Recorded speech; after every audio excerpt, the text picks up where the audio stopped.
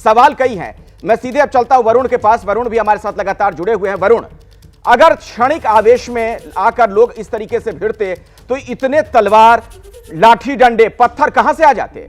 इसका मतलब है कुछ तो था जो पकाया जा रहा था, पर्दे के पीछे नेपथ्य में कुछ तो चल रहा था।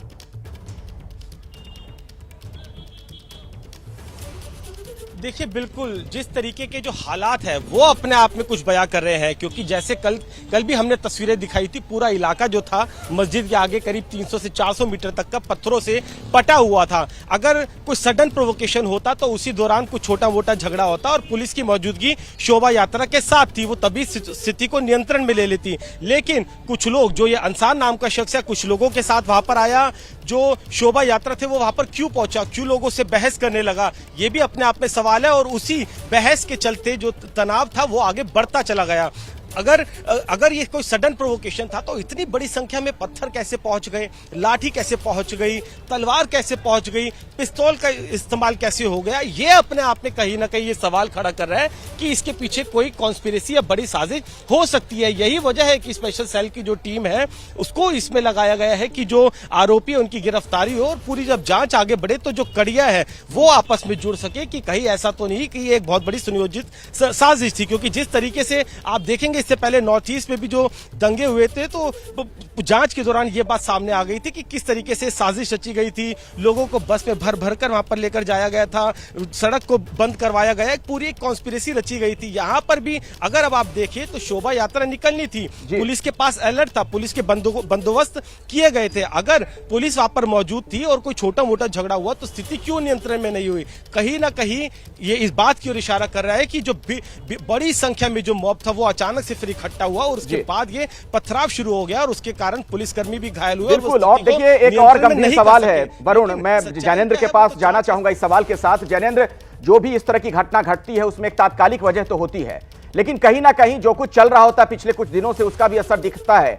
रामनवमी में जो हिंसा हुई, या फिर जो अजान बनाम हनुमान वाला हमने पूरा प्रसंग देखा, प्रकरण देखा, क्या यह माना जाए कि उन सब का भी ये साइड इफेक्ट है? आप राजनीति की खबरों पर बहुत गहरी समझ रखते हैं, नजर बनाकर रखते हैं, आपका आकलन क्या कहता है?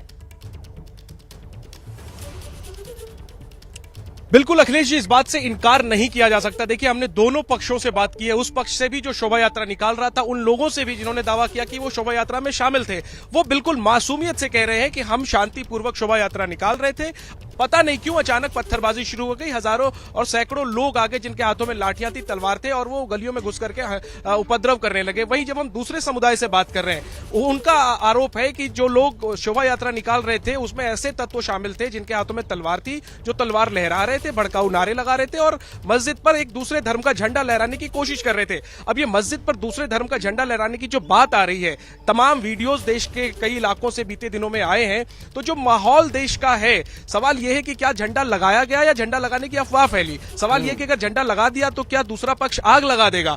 लेकिन जो जांच होगी तभी चीजें साफ होगी कि अंसार जो है उसने कोई जो तात्कालिक किसी घटना की वजह से बहस की, या उसकी पहले से कोई साजिश थी, पहले से कोई मंशा थी, गोली किसने चलाई, वो वहां पर क्या कर रहा था, वो शख्स अगर पकड़ में आएगा उसके फोन कॉल रिकॉर्ड से। और सबसे बड़ी बात, तमाम अगर इलाका में आपको एक बार फिर, राजेश जी जरा इलाका एक बार फिर दिखाइए दर्शकों को, ये काफी घनी आबादी वाला इलाका है और कदम कदम पर यहाँ पर सीसीटीवी है, तमाम दुकान है, दुकान के सामने भी लोग सीसीटीवी लगाकर रखते हैं। तो सीसीटीवी फुटेज से इस मामले की जांच हो पाएगी, मदद मिल पाएगी और जो दोषी हैं वो सामने आ पाएंगे। लेकिन ये जो घटना हुई है, ये वास्तविक किसी घटना में की प्रतिक्रिया की वजह से हुई है, अफवाह की वजह से हुई है, ये तमाम सवाल बने हुए हैं। और सबसे बड़ा सवाल ये है कि जो माहौल देश का बिगड़ा हुआ है, कहीं ये उसका असर तो नहीं है कि कोई घटना नहीं भी हुई हो, उसके बावजूद उसको लेकर अफवाह फैली हो, जिसकी वजह से भीड़ जमा हो गई हो और दोनों समुदाय एक दूसरे के आसपास आ गए हो। और जब एक बार हालात बेकाबू हो जाते हैं, इसके बाद कोई किसी की नहीं सुनता, फिर जिसके जो मन में आता है वो करता है और उस हालात का फायदा असामाजिक तत्व उठाते हैं, उपद्रवी उठाते हैं, और वही कीमत इस इलाके ने चुकाई है।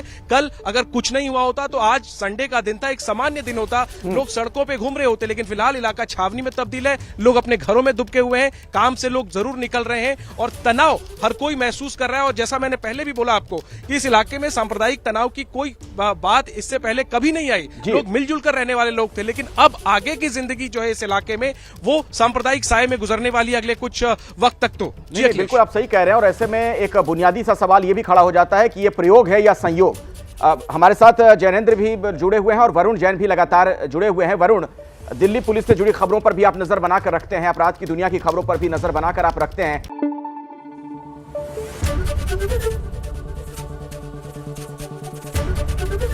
एबीपी न्यूज आपको रखे आगे।